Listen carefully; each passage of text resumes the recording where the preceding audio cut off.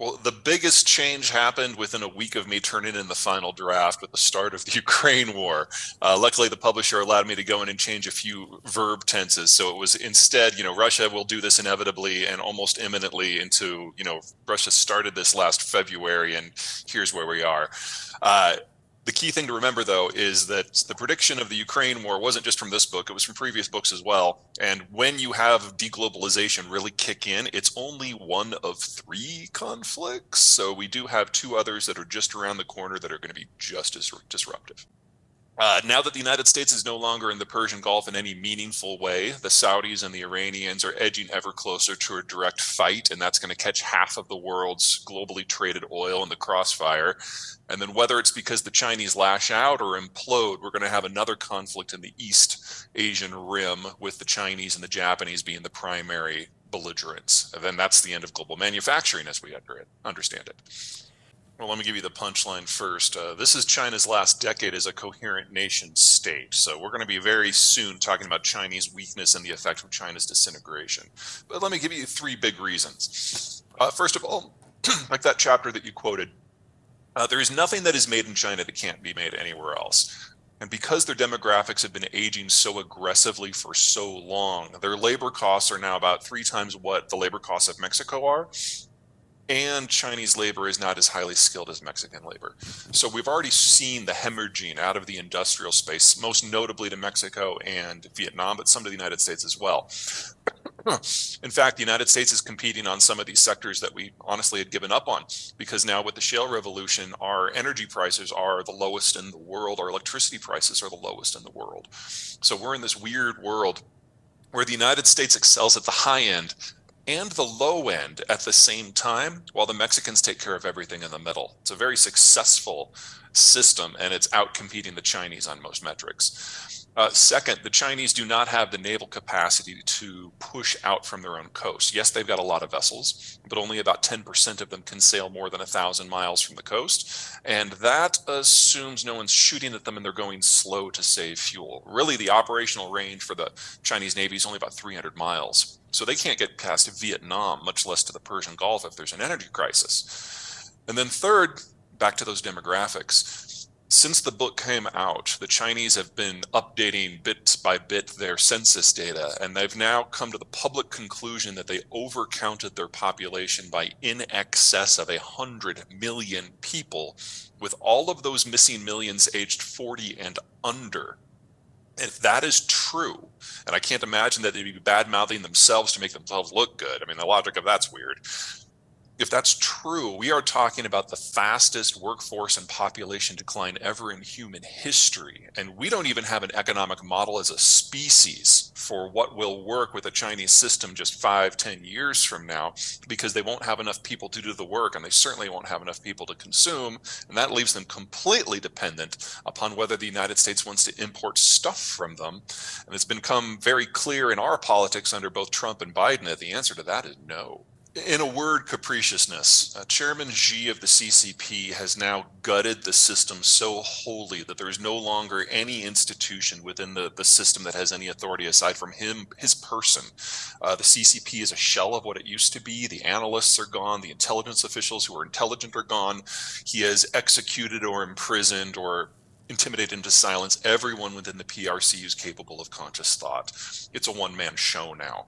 And so policy reflects what he says on any given day, and then the bureaucrats take it one of two directions. Number one, they wait to be personally told what to do, so we get sclerosis. Or two, they're zealots and they think they're doing what he wants, and that's how you get people out in EV suits, dusting runways with virusicide in order to disinfect them during COVID.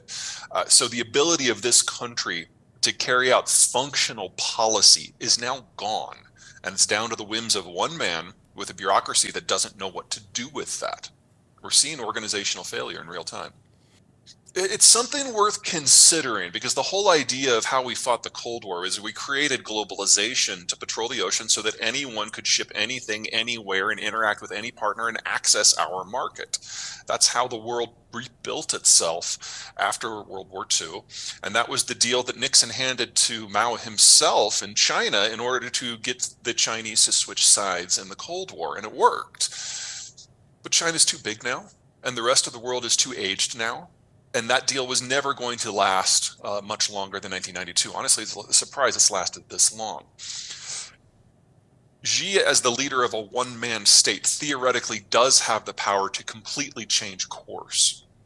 But the sacrifices that China would have to give to the United States economic and strategically to attract American interest in some sort of new deal, I don't see that happening. We're going through our own period of isolationism here in the United States, and China bashing has become a very strong bipartisan point of agreement in American politics. It's one of the few.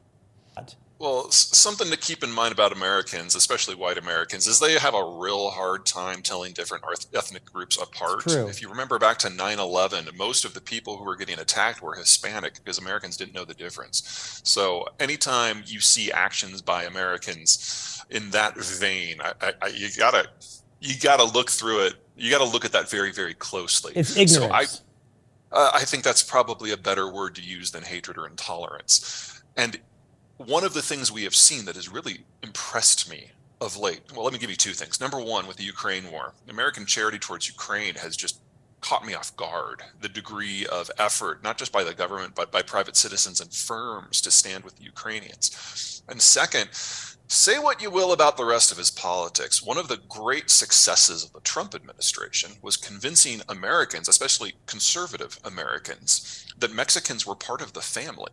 So we are capable of these huge leaps forward in terms of social unity, and we usually don't even acknowledge it until 30 years later.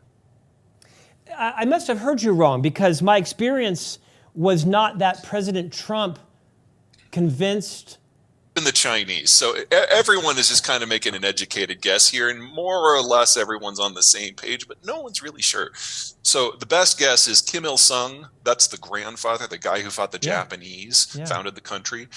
When he passed on and the power went to Kim Jong-un, or Kim Jong-il, this guy, the crazy one. Kim Jong-il was raised in North Korea on the propaganda, and as a result, it broke him, and the guy is clinically nuts. So is the entirety of the second generation. So the remaining generals from the first generation were like, oh, holy crap, we did not mean for this to happen. So they sent the whole third generation, including Kim Jong-un, out into the world to learn how it really works. So Kim Jong-un actually went to school in Switzerland. Right. And then when his father died, he comes back at the tender age of 26 to take over. And so he is dealing with an internal problem because he's got this first generation who's tough as nails and control the military. And he's got the second generation that's just batshit crazy. And so he's trying to figure out how he can winnow the ranks down without triggering a civil war. And his solution was to beat his chest a lot to satisfy them all. That got the attention of Donald Trump because Donald Trump assumed it was all about him. And that's where the whole fire and fury Twitter war came from. So he sees an opportunity. My button is bigger than your button? Exactly. So Kim Jong-un is like, tweets out, holy crap, I didn't mean for this to happen. This is not what I meant. My button's the perfect size. I'm not going to make it any bigger. And thank you very much. Have a nice day. That led to the summit, believe it or not, because Trump was non-traditional. And as soon as the Chinese found out that there was going to be a summit, they dragged Kim Jong-un to Beijing to yell at him. And when it became apparent they couldn't talk him out of it, because he was planning on using Trump as a way to balance power within North Korea, they put Kim Jong-un in a little kiddie chair, and they put Xi in his big booster chair behind his big imperial desk so he could lecture down to the wayward province. And the Chinese ate it up. They loved the propaganda. So Kim Jong-un goes back now convinced that the Chinese are all idiots, and he absolutely has to have the summit with Trump. And so it does go forward.